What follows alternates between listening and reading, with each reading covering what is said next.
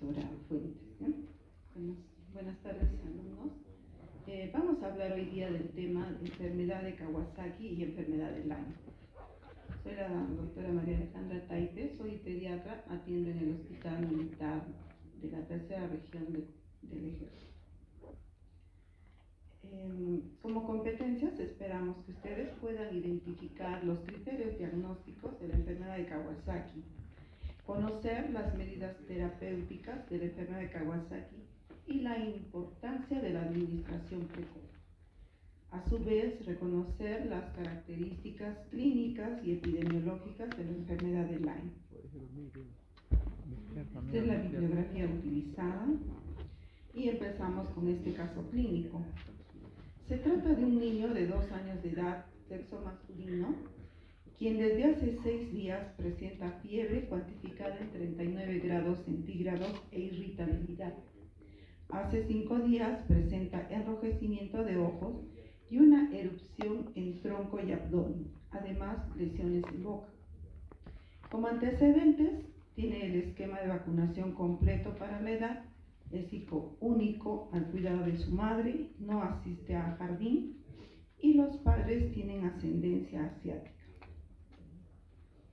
Al examen físico encontramos un niño con una frecuencia cardíaca de 100 por minuto, respiratoria de 30 por minuto, está con la temperatura de 39 grados, saturación de oxígeno 94%, pesa 12 kilos y talla 85 centímetros. Al llegar a emergencia, el paciente luce en mal estado general, está deshidratado, está nutrido, tiene fiebre y está irritable al examen. En la piel encontramos un exantema maculopapular de aspecto escarlatiniforme en tórax y abdomen. En ojos encontramos inyección conjuntival bilateral pero sin secreción. En boca apreciamos una lengua de aspecto afranguesado y grieta en labios.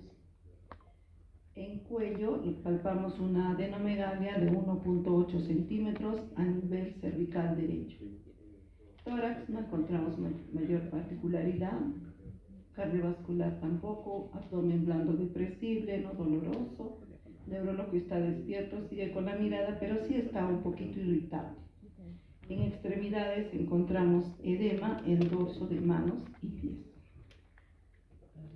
Entonces, con esta anamnesis y examen físico, no sé si se animarían a lanzar algún tipo de diagnóstico. A ver, ya, podría ser. Otra enfermedad que se parezca. No te escuché, ¿qué has dicho? Lo pedí. Bueno, vamos a hacer. Entonces, vamos a hablar de la enfermedad de Kawasaki. Esta es una enfermedad febril aguda de etiología desconocida y que consiste en una vasculitis sistémica que afecta principalmente vasos de mediano y pequeño calibre en todo el cuerpo, siendo las arterias coronarias afectadas con cierta frecuencia. En cuanto a los datos epidemiológicos, debemos recordar que esta enfermedad fue descrita por primera vez por el doctor Tomisaki Kawasaki en 1967 en Japón y documentó 50 casos de vasculitis con estas características. Esta enfermedad tiene una distribución global, se ha descrito en más de 60 países y con una amplia variedad geográfica, estacionalidad y etnia. Respecto a etnia, más bien hay cierta predisposición por la raza asiática. La edad. En cuanto a la edad, sobre todo afecta a niños de 6 meses a 5 años, con un pico de incidencia entre los 18 y 21 meses. El sexo más frecuentemente afectado es en niños, existiendo una relación de 1.5 niños por cada niña. Y etnia, como les mencionaba, hay una mayor incidencia en niños de ascendencia asiática. Siguiendo con la epidemiología, vamos a ver la variación geográfica. Vemos, por ejemplo, que en Japón encontramos una incidencia de 240 casos por 100.000, En Corea del Sur, China y Taiwán, 50 por 100.000. En Norteamérica, Europa y Australia, de 5 a 22 por 100.000. En América Latina, Medio Oriente, África, los datos son inciertos, pero sí se encuentra en cierta tendencia al alza. Y esto, más que nada, porque se está viendo que hay mayor afinidad en el diagnóstico. En cuanto a la estacionalidad, esta es variable. Por ejemplo, en Estados Unidos y Reino Unido, estos casos ocurren con mayor frecuencia en invierno y primavera, mientras que en China y Corea ocurre en verano y en Japón ocurren casos todo el año. Estos dos aspectos, como la variación geográfica y la estacionalidad, sugieren la posibilidad, ¿no?, de la intervención de un agente infeccioso, pero que aún no ha sido comprobado. Hablando de la etiología, volvemos a decir, es desconocida hasta el momento, pero sí existen diferentes teorías basadas en datos patológicos, epidemiológicos y demográficos. Por ejemplo, se ha encontrado que hay una activación del sistema inmune por un probable agente infeccioso no identificado en un paciente genéticamente susceptible. También se dice que se encuentra un daño a nivel del vaso que ocurre por infiltración de células inflamatorias en los tejidos vasculares. Asimismo, se han encontrado neutrófilos, linfocitos, eosinófilos, macrófagos, células plasmáticas productoras de inmunoglobulina A. También es conocido un factor genético porque hay genes asociados hacia esta enfermedad, de tal manera que podemos encontrar que cuando un niño se enferma, tiene la enfermedad de Kawasaki, su hermano podría tener 10 veces más posibilidad de hacer la enfermedad. Siguiendo con etiología, acá postulamos otras cuatro grupos de causas, ¿no? Entonces estamos con el primer. Aquí, en este primer recuadro, por ejemplo, podemos plantear en la etiología el mecanismo de involucro de superantígeno. Y esto en base a estudios se ha visto que a nivel de la flora intestinal ocurre la síntesis de una proteína de choque térmico llamada HSP60. Y se ha visto que esta proteína induce la producción de gran cantidad de linfocitos y citoquinas que se han visto involucradas en la enfermedad de Kawasaki. Por otro lado, la disbiosis, ¿no? Se ha encontrado que estos niños que tienen la enfermedad de Kawasaki sufren una gran alteración en su flora intestinal, habiendo una predisposición de bacterias tipo estreptococo, estafilococo, peptoestreptococo, eubacterias y algunas bacterias gram negativas que han desplazado a los lactobacilos que normalmente estuvieron. A su vez, ¿esto qué estaría logrando? Que como ellos producen ácidos grasos de cadena, la flora normal produce ácidos grasos de cadena corta, especialmente butirato, y que este butirato está ampliamente comprometido en la inmunocompetencia. Al haber una disbiosis tendríamos una disminución del butirato y con un gran desorden en la respuesta inflamatoria. En el otro recuadro vemos los trastornos nutricionales asociados a casos de Kawasaki. En este caso hemos visto, se ven niños con enfermedad de Kawasaki y que tienen deficiencia de vitamina D. Entonces sabemos que la vitamina D también nos ayuda mucho en la inmunocompetencia y también la deficiencia de hierro. Al otro extremo encontramos la predisposición genética ya mencionada. Ampliando un poco el tema de la predisposición genética, se han encontrado todos estos grupos de genes asociados a la activación de células T, a la señalización de células B, a la apoptosis, a la señalización, y todos estos genes se han visto involucrados con la predisposición hacia la enfermedad de Kawasaki. Ahora vamos a explicar un poco de la fisiopatología. Hablamos de que hay un estímulo leamos por aquí, un estímulo desconocido que desencadena una cascada inflamatoria con activación del sistema inmune innato y adaptativo.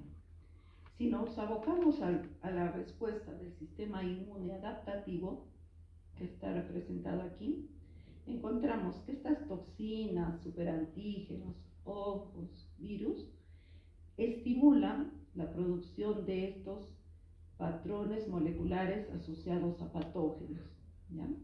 Esto por un lado. Por otro lado, encontramos los patrones moleculares asociados a daño, ya que estas células han sido afectadas por un proceso inflamatorio. Tanto los patrones asociados a patógeno como los asociados a daño, a su vez desencadenan la activación de este inflamógeno que ven aquí, que se llama el NLRP3. Este es el inflamógeno, que al ser estimulado por estos patrones moleculares, desencadena la liberación de todas estas citoquinas, ¿no? Tenemos acá la interleucina 1, la 18, la 6, la 8, el interferón gamma, el factor de necrosis tumoral alfa. Especialmente recordemos esta que está señalada en amarillo, que es la interleucina 1, que tiene efectos inflamatorios directos sobre las células endoteliales de las arterias coronarias. Y respecto a la activación de la respuesta inflamatoria adaptativa, esta viene, digamos, comprobada por el aumento en el número de células plasmáticas productoras de inmunoglobulina A en los tejidos y en las paredes vasculares de las arterias coronarias. También se ha descrito autoanticuerpos dirigidos contra la proteína de la matriz miocárdica, endotelial y extracelular. Y también sabemos que después de la administración de la inmunoglobulina intravenosa, hay una expansión de las poblaciones de células T reguladoras que normalizan el factor activador de células T. Entonces pasamos ahora a las manifestaciones clínicas. En primer lugar tenemos la fiebre. Esta fiebre siempre es mayor de 38,5 y por lo menos tiene que durar 5 días para que nosotros pensemos en la posibilidad de una enfermedad de Kawasaki. Y esta fiebre sin tratamiento puede durar hasta 1 a 3 semanas. El siguiente aspecto es el eritema en labios y mucosa oral. Este signo aparece en el 90% de los casos, es uno de los más frecuentes. Que encontramos eritema en labios, puede haber grietas, descamación y la llamada pues lengua en fresa, ¿no? Lengua en fresa. Luego tenemos la conjuntivitis. Esta conjuntivitis es bilateral y no exudativa, o sea, no hay secreción, respeta el limbo y se presenta en el 75% de los casos. Ocurre generalmente después del inicio de la fiebre y puede asociarse con fotofobia y uveitis en el 70%, como también puede haber hemorragia conjuntival y queratitis. Al costado tenemos la erupción cutánea polimorfa. ¿Por qué polimorfa? Porque puede tomar diferentes patrones. Este ocurre entre el 70 y 90%. Entonces, estos patrones pueden ser, acá tenemos, pueden ser lesiones maculopapulares difusas, pueden ser lesiones escarlatiniformes o multiformes, urticariformes, micropustular, etc. Después tenemos las lesiones en extremidades. Esta ocurre entre el 50 y 85%. Es la última en aparecer. Es un edema duro, miren, un edema duro en el dorso de manos y pies y con posterior descamación de dedos de manos y pies. Y la última manifestación, que es la menos frecuente, pues ocurre entre el 25 y 70%, es la linfadenopatía cervical, que suele ser unilateral y donde se pide que el ganglio pueda medir de 1.5 a más centímetros. Aparte hay otros hallazgos cardiovasculares que no son parte de los criterios diagnósticos, pero apoyan al diagnóstico, ¿no? Como podemos tener taquicardia, un ritmo de galope, y generalmente secundarios a miocarditis linfocítica, derrame pericárdico. 30% tienen dilatación de arterias coronarias al momento del diagnóstico. Este aneurisma generalmente aparece a partir del 10º día de enfermedad. Otras manifestaciones clínicas tenemos artritis de grandes articulaciones, puede haber diarrea, vómitos, dolor abdominal, irritabilidad, letargo, tos o rinorrea, hiporexia y artralgias. Acá les presento, por ejemplo, las fases clínicas de la enfermedad de Kawasaki. En la parte inferior podemos ver, ¿no?, que puede ser una fase aguda que ocurre entre la 1 y 2 semanas, la subaguda de 2 a 4 semanas y la de convalescencia a partir de las 4 semanas. Entonces, si analizamos la primera parte, vemos que durante la primera y segunda semana que hay fiebre alta, las plaquetas están normales, pero hacia el final empiezan a subir. La artritis igual aparece casi al final. A nivel cardiovascular encontramos miocarditis y miren, el aneurisma aparece luego, a partir del 10º día. Desde la mitad del periodo agudo empieza a aparecer el eritema en palmas y plantas y posteriormente la descamación.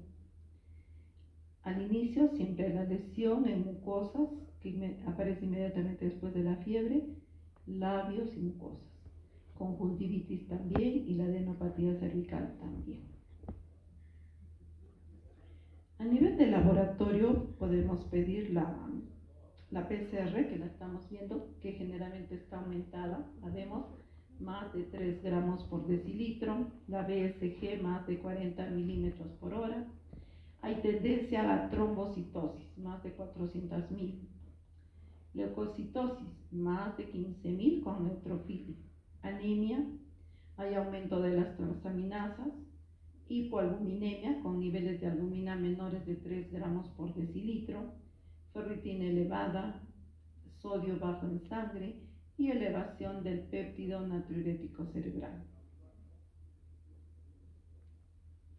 Si hacemos el ecocardiograma, podemos encontrar el aneurisma de arteria coronaria, también derrame pericárdico, cardiomegalia y signos de miocarditis. ¿Cuándo debemos solicitar el ecocardiograma? En 3 circunstancias: al momento del diagnóstico, 1 o 2 semanas después y 6 a 8 semanas después si es que no hay complicaciones. Ahora, ¿qué factores de riesgo tenemos para desarrollar lesión en arteria coronaria? Se han encontrado estos factores de riesgo, ¿no? Primero, tiene mayor riesgo hacer un aneurisma coronario el sexo del género masculino, cuando la edad es menos de 2 meses o más de 8 años, cuando la fiebre dura más de 10 días, cuando hay leucocitosis importante, anemia, ya no trombocitosis, sino trombocitopenia, albuminemia, hiponatremia o fiebre persistente o recurrente después de 36 horas de administrar la inmunoglobulina. Entonces, ahora hablando del diagnóstico, tenemos que saber que la enfermedad de Kawasaki se diagnostica cuando hay fiebre de más de 5 días, combinado de por lo menos 4 de los 5 criterios que hemos mencionado. Entonces tenemos fiebre más de 5 días más 4 de estos 5, ¿no?, que son, repitiendo, la inyección conjuntival bilateral, los cambios en la mucosa descritos, cambios en extremidades, erupción polimorfa y linfadenopatía cervical, donde les digo, ¿no?, que tiene que ser al menos un ganglio de más de 1.5 centímetros de diámetro. Entonces, fiebre de 5 días más 4 de los 5 que están aquí. Y aquí en rojito les he puesto, ¿no?, porque es importante hacer un diagnóstico y tratamiento. El tratamiento de inmunoglobulina dentro de los 10 primeros días reduce la prevalencia de aneurismas hasta en 5 veces. aneurismas en arteria coronaria hasta 5 veces. Esa es la importancia de hacer un diagnóstico precoz. Entonces ahora vamos a presentar cuándo es el Kawasaki completo y cuándo es incompleto. Entonces, es completo, como lo mencioné anteriormente, cuando tenemos la fiebre más de 5 días y más 4 de los 5 criterios clínicos. Y habría otra opción, cuando hay fiebre de más de 5 días más 3 de las manifestaciones clínicas, pero además encontramos dilatación de las arterias coronarias. Cuando decimos que hay dilatación de arterias coronarias, si el niño tiene menos de 5 años, el diámetro absoluto debe ser mayor o igual de 3 milímetros. Y si el niño tiene más de 5 años, a partir de 4 milímetros, excluyendo otras enfermedades febriles. Ahora, ¿cuándo sería un Kawasaki incompleto? Tenemos dos opciones. Cuando hay fiebre más 2 manifestaciones clínicas con dilatación de arteria coronaria y exclusión de otras enfermedades febriles, o en la otra opción, fiebre con 2 o 3 manifestaciones clínicas principales sin dilatación de arteria coronaria, pero con características de esta lista que vemos, características clínicas importantes, estas que están en rojo. ¿Cuáles serían esas características importantes? Por ejemplo, elevación de transaminasas hepáticas, aumento de leucocitos en orina, elevación del péptido natriurético cerebral, trombocitosis en fase de convalescencia, regurgitación de válvula mitral o derrame pericárdico, agrandamiento de la vesícula biliar con hidropesía de la vesícula, hipoalbuminemia o hiponatremia.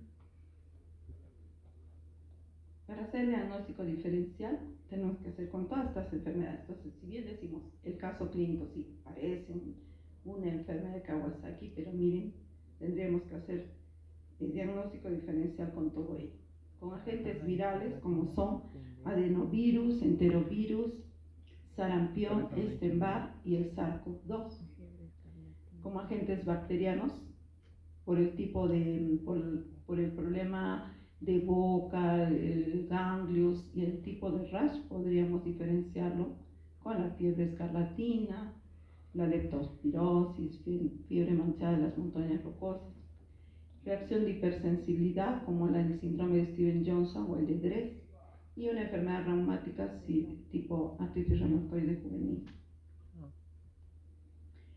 Como hemos visto en el momento de la pandemia, hubo bastantes casos que parecieron ser Kawasaki, pero resultaron ser el síndrome multisistémico asociado a COVID y tenían características muy similares a la enfermedad Kawasaki. Entonces acá les presento un cuadro que de alguna manera nos da algunas diferencias. Respecto a la edad, hemos repetido la enfermedad Kawasaki más frecuente en niños menores de 5 años. Al otro extremo, de 5 a 11 años. En cuanto al sistema gastrointestinal, respiratorio, todos los dos tienen criterios diagnósticos. Afectan el sistema gastrointestinal y respiratorio, pero fíjense, MICE en mayor proporción e intensidad. Ascendencia, Kawasaki, ascendencia asiática. MICE, ascendencia africana e hispana. Cambio en mucosas, ¿dónde es más frecuente? En Kawasaki. El rash, ¿dónde es más frecuente? En Kawasaki. Cambio en extremidades, también de alguna manera un poco más frecuente en Kawasaki. Linfadenopatías, bueno, ahí está un poco parecido. La posibilidad de llegar a shock, mucho más el MICE. Y si hacemos todas estas pruebas rectantes de fase aguda, vemos que si bien están aumentadas en la enfermedad de Kawasaki, en el MICE son mucho más elevadas. El tratamiento. El tratamiento se da con la inmunoglobulina intravenosa, que disminuye la fiebre, la inflamación y sobre todo nos previene la formación de aneurismas coronarios, y se da una dosis de 2 gramos por kilo y se pasa en 12 horas, de preferencia antes del día 10. y esto se complementa con el ácido acetilsalicílico, que actúa como antiinflamatorio y antitrombótico, inicialmente a dosis altas o medianas, que van de 80 a 100 miligramos kilo día cada 6 horas hasta que desaparezca la fiebre y aumentar entre 48 y 72 horas. Y luego reducimos a 3 a 5 miligramos kilo día por 6 a 8 semanas más. También tenemos una escala de riesgo para predecir a aquellos niños que podrían tener resistencia al tratamiento con la inmunoglobulina. Estos criterios serían los siguientes, ¿no? Leucocitosis con desviación izquierda, trombocitopenia, hipoalbuminemia, hiponatremia, hiperbilirubinemia, elevación del PCR o menores de 1 año. Entonces, todos estos niños hay que tener cuidado porque tendrían posibilidad de hacer resistencia. ¿Y qué sucedería si estos niños hacen resistencia? ¿Qué tendríamos que hacer? Tendríamos la posibilidad de dar una segunda dosis de inmunoglobulina intravenosa y complementar con corticoides, en este caso metilprednisolona en dosis de 20 a 30 miligramos kilo día por 3 días. No sé si hasta ahí tengan alguna pregunta. Seguimos. ¿Ya? Entonces vamos a ver con la enfermedad de Lyme. La enfermedad de Lyme, o también llamada borreliosis, es una enfermedad compleja, tiene muchas manifestaciones a todo nivel, cutáneas, articulares, neurológicas y cardíacas. Y su lesión específica es este eritema crónico migratorio que está aquí. Si bien es un eritema que empieza en el lugar de la picadura, se ve extendiendo, expandiendo y dejando zonas pálidas alrededor. Entonces, si ustedes ven, puede tener el aspecto como de escarapela. En datos epidemiológicos tenemos que por primera vez fue descrita en 1976 por el doctor Wilhelm Burgdorferi. Y ahora, la enfermedad, ¿por qué se llama enfermedad de Lyme? Porque fue descrita por primera vez en este lugar, ¿no? O Lyme de Connecticut. La distribución de la enfermedad depende del vector, que es una garrapata, presentándose en áreas forestales de hoja caduca, de preferencia en el hemisferio norte, tanto Norteamérica y de preferencia Europa. Y por no ser una enfermedad de declaración obligatoria, no tenemos estadísticas de la incidencia. En España reportan de 3 a 5 casos por 100.000 por año diagnosticados, pero son diagnosticados porque han tenido el eritema migratorio. En el futuro se pronostica que aumentaría la distribución, ya que se está viendo el calentamiento global está generando cambio de ruta de aves migratorias y que podrían explicar la migración del vector, y migrando el vector también tendríamos la migración de la enfermedad. En la etiología, esta enfermedad es producida por la infección de una espiroqueta llamada Borrelia burgdorferi, ¿no? O sea, lleva el nombre de su descubridor. Este es la espiroqueta. ¿Y quién es el vector? El vector es una garrapata llamada Ipsodes ricinus que infecta al hombre principalmente en su estadio de ninfa. Entonces acá tenemos los estadios del vector, tenemos en huevos, larvas, las ninfas, el adulto macho, adulto hembra. Y acá tenemos el ciclo de la enfermedad.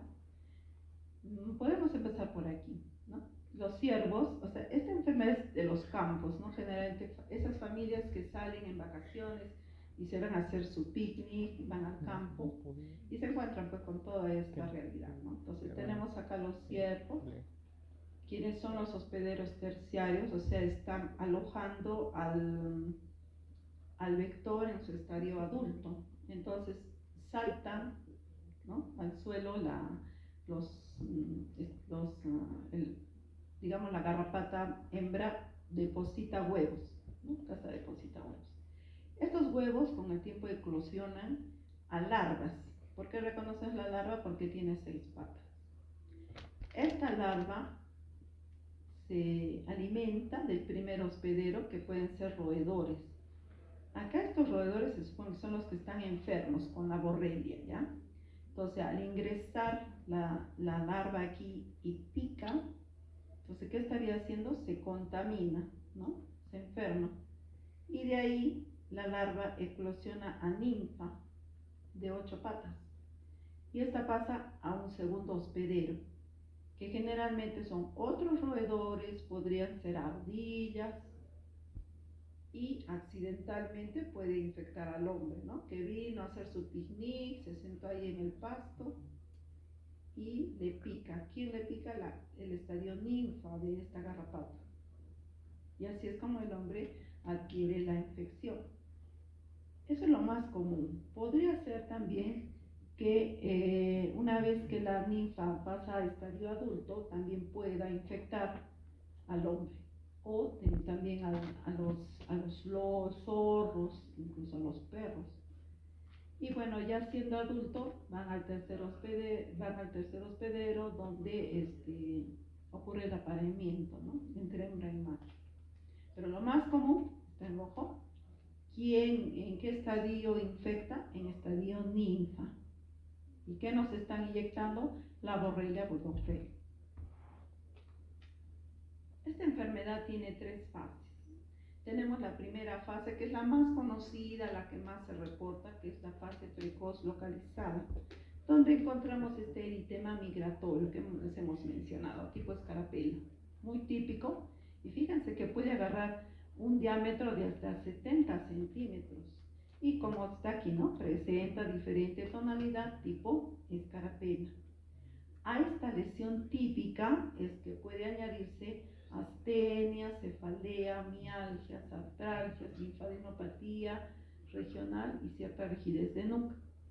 Entonces, esta es la etapa que la mayoría, digamos, denuncia o declara, ¿no? Epidemiológicamente, porque es la más llamativa, como la más patognomónica, digamos. Después viene la fase precoz diseminada, que ocurre después de semanas o meses de la picadura, donde aparecen síntomas neurológicos y menos frecuente cardíacos, eritemas anulares secundarios, son más pequeños que el eritema migratorio, pero en lugares diferentes a la picadura. A nivel neurológico podemos encontrar parálisis facial, y llama la atención porque puede ser una parálisis facial bilateral o síndrome de Vanguard, polirradiculitis muy dolorosa y cambiante, y podría ocurrir una meningitis linfocitaria. A nivel cardíaco podemos encontrar un bloqueo auriculoventricular, las artritis son menos frecuentes, y esta fase dura semanas y meses y tiende a autolimitarse con algunas recidivas. Entonces, quien encuentra a las personas solo en esta fase, de repente no va a pensar que es una enfermedad de Lyme, si es que no conocemos toda la historia de la enfermedad, ¿no? Y la tercera fase es la fase crónica, que ocurre luego de meses o años. Puede o no estar precedida de las otras fases, más que nada por el reporte del paciente, ¿no? Porque como ocurre luego de meses o años, el paciente se llegó a olvidar que alguna vez tuvo esa roncha, que estuvo un poco mal, entonces ya no tenemos ese enlace, ¿no? Y da manifestaciones de tipo articular, neurológico y cutáneo. Neurológico puede haber encefalopatía, tipo trastorno de sueño, problemas de memoria, del estado de ánimo, cuadros semejantes a esclerosis múltiple, demencia, polineuropatía, radiculopatías. A nivel articular, oligoartritis intermitente, con dolor, aumento de volumen, calor, el dolor es leve, y ocasionalmente puede producir quistos de Becker que se rompen espontáneamente. Y cutáneas son lesiones poco frecuentes que generalmente no dan mucha importancia, pero ahí viene el hincapié que les pongo, ¿no? Que si ustedes hablan de una fase precoz diseminada o crónica, como son síntomas un poco generales, no llegaríamos a pensar que es una enfermedad de Lyme. La importancia de conocer la secuencia, ¿no? La secuencia del cuadro clínico. Para el diagnóstico, sabemos que el cultivo es poco útil, es de bajo rendimiento y baja sensibilidad. Entonces lo que se recomienda es aplicar técnicas serológicas en dos fases. La primera fase consta de hacer una ELISA o una inmunofluorescencia. Estas sí tienen alta sensibilidad. Entonces, si esto sale positivo, pasamos a la segunda fase. Si salen positivas dudosas, hay que pasar a la segunda fase. Si son negativas, pero hay cuadro clínico compatible, hay que repetir la prueba 3 a 6 semanas. Ya si persisten negativas, considera otros diagnósticos. En cambio, si sale positiva, pasa a la segunda fase, donde hay pruebas más específicas como el Western blot o inmunoblot, y siendo positivas, el paciente está verdaderamente infectado y debe recibir tratamiento. Y acá está el tratamiento, ¿no? Son varias opciones, bastantes medicamentos, pero dependen de la fase en la que hemos encontrado al paciente. Si es una infección precoz, ya sea local o diseminada, el tratamiento va con doxiciclina a 4 miligramos kilo día, máximo 100 miligramos 2 veces al día, dividido en 2 dosis de 10 a 14 días. O la otra opción, amoxicilina, cada 8 horas 50 miligramos kilo día dividido en 3 dosis por 14 a 21 días. Si hay alergia o intolerancia a amoxicilina, tenemos la opción de cefuroxima, eritromicina o acitromicina a las dosis conocidas. Si la patología es neurológica, el tratamiento ya es parenteral. Tenemos como opciones ceftriaxona de 75 a 100 miligramos kilo día, pero miren, cada 24 horas por 14 a 28 días. Cefotaxima, 150 miligramos kilo día, dividido en 3 a 4 dosis por 14 a 28 días. O penicilina gesódica de 200.000 a 400.000 unidades kilo día, dividido en 6 dosis por 14 a 28 días. Si es la parálisis facial aislada, el tratamiento de elección es doxiciclina. Y si es artritis, tenemos doxiciclina. Niños menores, amoxicilina o cefuroxima. Volvemos a nuestro caso clínico, lo voy a repetir resumidamente para los que no han escuchado. Se trata de un niño de 2 años, sexo masculino, quien desde hace 6 días presenta fiebre cuantificada en 39 grados e irritabilidad. Y hace 5 días presenta enrojecimiento de ojos y erupción en tronco y abdomen con lesiones en boca. Antecedentes de importancia no los tienes, salvo que los padres son de ascendencia asiática. En el examen físico encontramos un niño febril, con un peso y talla adecuados para la edad, luce en mal estado general, está deshidratado, nutrido, irritable al examen. En piel encontramos este exantema que es de tipo máculo-papular de aspecto escarlatiniforme en tórax y abdomen.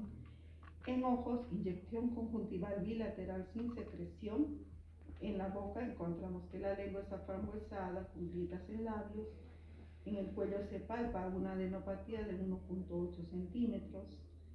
Y bueno, en extremidades, edema de manos y pies.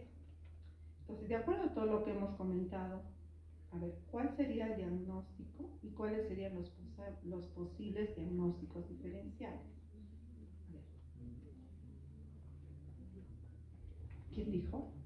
Por allá también dijeron, enfermedad de Kawasaki. Ya, perfecto. Es un cuadro casi pintadito, ¿no? Pero, ¿con qué tendríamos que hacer el diagnóstico diferencial? Escarlatina, ¿no? Y si estuviéramos en tiempo de COVID, no, ni sé, que ha sido una situación muy crítica, ¿no? Habrán visto hay niños que han fallecido con eso. Entonces sí, es una enfermedad de Kawasaki. Acá tenemos, por ejemplo, este niño tenía una hemoglobina de 10.8, estaba con anemia, con leucocitosis y neutrofilia. Los linfocitos estaban normales, las plaquetas 450.000. Hemos dicho que estos casos cursan con trombocitosis.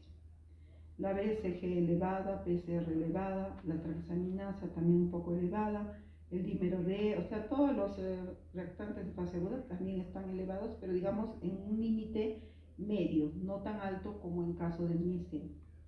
En examen de orina encontramos leucocituria y tenemos la prueba de SARS-CoV-2 negativo.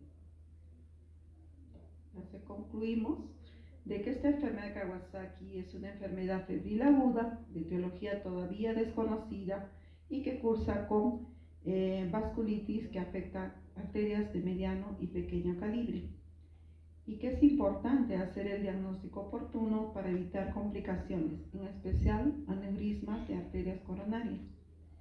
Tercero, que la enfermedad de Lyme o borreliosis es una enfermedad compleja con manifestaciones variadas y debe sospecharse su diagnóstico por antecedentes epidemiológicos y clínicos, y debe darse un tratamiento precoz para evitar secuelas incapacitantes en los pacientes. Bien, gracias. No sé si hubiera alguna pregunta, chicos. Voy a tratar de ser lo más esquemática posible porque, como les